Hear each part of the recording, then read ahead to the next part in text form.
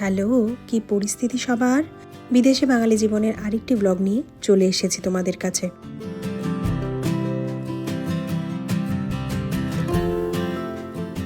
আজকের ব্লগটা আমি শুরু করলাম আমার এই রান্নাঘর দিয়ে। আমেরিকাতে এখন সময়টা সকাল 11:30। চলে এসেছি দুপুরে রান্না সারতে।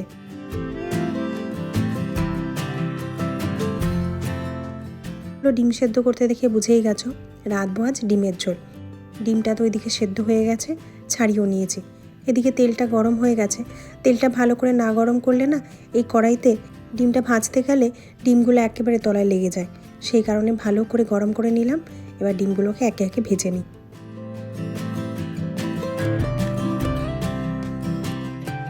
পাশে আলুগুলোও দিয়ে দিলাম। যেহেতু অনেক ডিম নেই, কড়াইটাও বেশ বড় সড়ো, তাই জন্য আলু আর ডিম একসাথে ভেজে নিচ্ছি। আর কড়াই দিতেই সর্ষের তেলে একটু নুন হলুদ দিয়ে দিয়েছিলাম। তাতে আলাদা করে ডিমে বা আলুতে নুন হলুদ মাখাতে হয়নি। শর্টকাটের কাজ আর কি। যত রকম শর্টকাট করে কাজবাজগুলো সারা যায়। ফাঁকিবাজ মেয়ের সব রকম বৈশিষ্ট্যই ছোট থেকেই আমার মধ্যে রয়েছে। পড়ায় ফাঁকিবাজি, কাজে ফাঁকিবাজি, যে কোনো কাজেই আমার একটু ফাঁকিবাজি না করলে সেই কাজটাকে বড় বেশি অগোছালো মনে হয়, তার সাথে অসম্পূর্ণ। ছোট থেকে বহুবার শুনে এসেছি মায়ের কাছে ফাঁকিবাজ মেয়ে। তাতে এক বিন্দু কান্না দিয়ে লজ্জার মাথা খেয়ে এখনও সেই কাজটা চালিয়ে যাচ্ছি। তবে এখন তো বলার কেউ নেই, এখন তো আমি এই বাড়ির ম্যানেজার, সেজন্য আমি ফাঁকিবাজি করলেও খুব একটা অসুবিধে নেই। ডিমগুলো এদিকে ভাজা হয়ে গেছে, আলুগুলোও ভাজা হয়ে গেছে। এবার এই তেলেই দেবো একটু গোটা জিরে ফোড়ন। ব্যাস, ফোড়নে আজকাল শাওন একদমই কোনো রকম গোটা মশলা খেতে চাইছে না।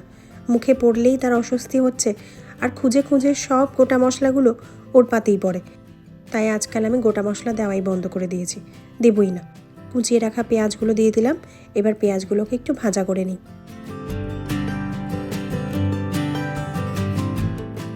দুদিন আগেই তোমাদেরকে বলছিলাম না যে এখানে প্রচণ্ড গরম। একদমই তাই গো, প্রচণ্ড গরম। বাইরের দিকে তাকানো যাচ্ছে না। আমেরিকাতে যে এত গরম থাকে তা আমি আগে কখনো পাইনি। এইবারটা এত গরম পড়ে গেছে। এই দিকটা তো হিট ওয়েভ জারি করেছে জানো তো। খুব প্রয়োজন ছাড়া বাড়ি থেকে বেরোতেও বারণ করছে। সকালের দিকে বাড়ি থেকে একেবারে বেরোনোও যাচ্ছে না। গাড়িতে উঠলেও মনে হচ্ছে পুরো গা হাত পা জ্বলে যাচ্ছে। আর এদিকে তো ইউভি রে অনেক বেশি। একবার যদি তোমার হাতে পায়ে কোনো একটা জায়গায় ট্যান পড়ে যায়, সেই ট্যান আগামী 7 মাসও যাবে না। এদিকে বলি পেঁয়াজগুলো ভাজা হয়ে যাওয়াতে কুচনো কয়েকটা টমেটো দিয়ে দিয়েছিলাম। তারপরে একটা মশলার পেস্ট বানিয়ে রেখেছিলাম। একটু আদা রসুন বাটা, জিরে গুঁড়ো, ধনে গুঁড়ো, সামান্য একটু লঙ্কার গুঁড়ো, পরিমাণ মতো নুন, হলুদ আর একটু মিষ্টি। সেই মশলাটাকেই মিশিয়ে দিয়েছি। এখন কুচনো কয়েকটা কাঁচা লঙ্কা দিয়ে দিলাম। আর পাশে ওটা কি বসিয়েছি বলো তো? আগের দিন ঝিঙে রান্না করেছিলাম। ঝিঙের খোসাটা ভালো করে ধুয়ে ফ্রিজে রেখে দিয়েছিলাম। ওই খোসাটাই সেদ্ধ বসালাম। তার সাথে একটু নুন হলুদ দিয়েছি, আর এক টুকরো আদা, একটা কাঁচা লঙ্কা দিয়েছি। এই খোসাটা বাটা করব। তার মধ্যে একটু চিংড়ি মাছও দেবো। ফ্রিজ থেকে 4টে চিংড়ি বার করে রেখেছি, সেটাই এখানে বেটে দেবো। তোমরা তো আগেও দেখেছো যে কোনো রকম খোসা বাটা আমার পছন্দ। যখন মাকে বলছিলাম আজ ঝিঙের খোসা বাটবো, তাতে মা বলল, ঝিঙের তো কিছুই বাদ দিলি না, সবই তো খেয়ে ফেললি। আমি তাতে কি উত্তর দিয়েছি জানো? একেবারে সংসারী বউয়ের মতন উত্তর দিয়েছি। বলেছি এত দাম দিয়ে সবজি কিনি এখানে, কেন ফেলবো? যা আছে সব খেয়ে নেবো। যে কোনো রকম বাটা খাওয়ার আমি আসলে সুযোগ খুঁজি, ভীষণ পছন্দ আমার। এদিকে ভালো করে ডিমের মশলা কষে গেছে, জল দিয়ে দিয়েছি। জলটা ফুটুক, ওদিকে খোসাটাও একটু সেদ্ধ হোক। আমি এসেছি এখানে ওয়াশিং মেশিনে সকালবেলা উঠেই কাচতে বসিয়ে দিয়েছিলাম কতগুলো জামা কাপড়। সেগুলো এই ওয়াশিং মেশিন থেকে বের করে ড্রায়ারে দেবো। ওয়াশিং মেশিন থেকে বের করে ড্রায়ারে দেওয়ার জন্য আমি কাপড়গুলোকে ভালো করে খুলে নিই, তাহলে খুব সুন্দরভাবে শুকিয়ে যায়। না হলে আমি দেখেছি শুকায় না পুরোপুরি, খানিকটা হলেও যে দিকটা দলা পেকে থাকে সেই দিকটা ভেজা ভেজা থাকে।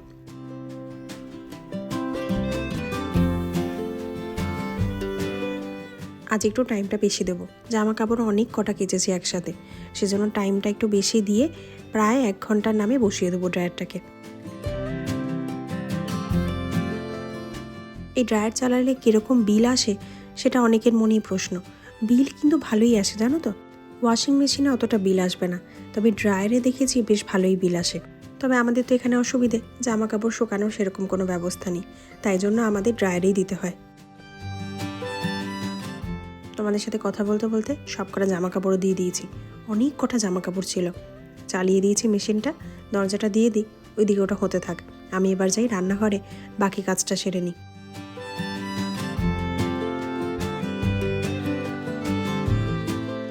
এখানে ঝোলটাও ফুটে গেছে, ওখানে ঝিঙের খোসাগুলো সেদ্ধ হয়ে গেছে, জল ঝরাতে দিয়ে দিলাম। এবার আমি চিংড়ি মাছগুলো ভেজে নেবো।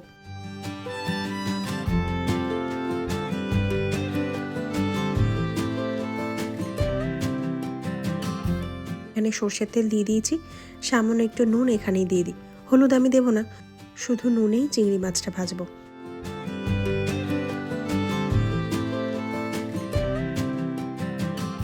মাছ ভাজাটা হোক, তোমাদেরকে একটা কথা বলি।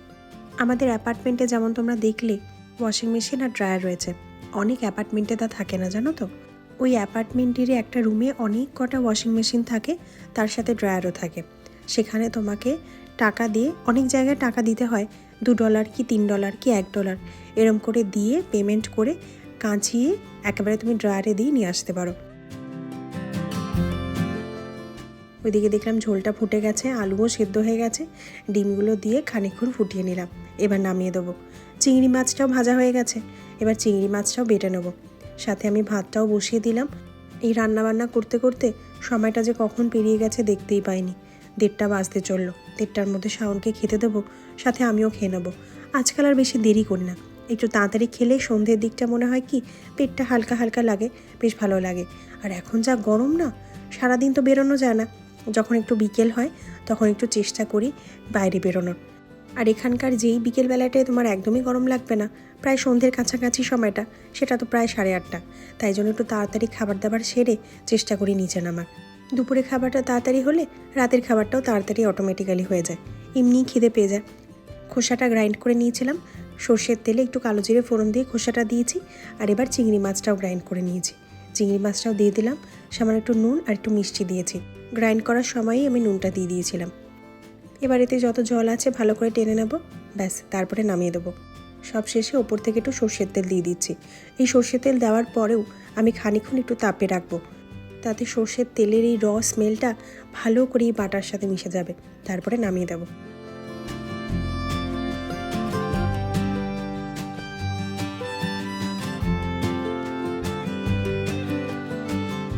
গত 1 সপ্তাহ ধরে কি পরিমাণে যেখানে তাপ, প্রচণ্ড গরম, বাইরে বেরোনো যাচ্ছে না ঠিকই, তবে আজ থেকে বলছে একটু বৃষ্টি হবে, শুনেও যেন একটু স্বস্তির নিঃশ্বাস ফেলেছি। ভাত হয়ে গেছে, 1:30 বাজে, খাবারটা নিয়ে চলে এসেছি। শাওনকে একটু ওই ঘর থেকে ডেকে আসলাম, মিটিংয়ে রয়েছে, বললো 5 মিনিটের মধ্যে আসছি, এসে খেয়ে যাবে, আবার 10 মিনিটের মধ্যে মিটিং রয়েছে। আলু দিয়ে ডিমের ঝোল, সাথে চিংড়ি দিয়ে ঝিঙের খোসা বাটা, তার সাথে গরম গরম ভাত, সব রেডি। ভাত বেড়ে নিয়েছি, শাওন চলে এসেছে, মোবাইল একটা কাজ করছে। ভাতটা এদিকে ঠান্ডা হয়ে যাচ্ছে, বললো ভাতটা বাড়তে, তাই ওর হাতেই দিয়ে দিই। এই কোনো রকম বাটার সাথে না ঠান্ডা ভাতটা ভালো লাগবে না, একেবারে ধোয়া ওঠা গরম গরম ভাত খেতে হবে।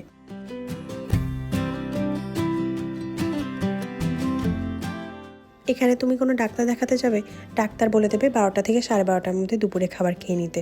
এই শোনার পর 1-2 দিন চেষ্টাও করেছিলাম, 2:30 থেকে 3টের মধ্যে দেখছি দুজনেরই খিদে পেয়ে যাচ্ছে।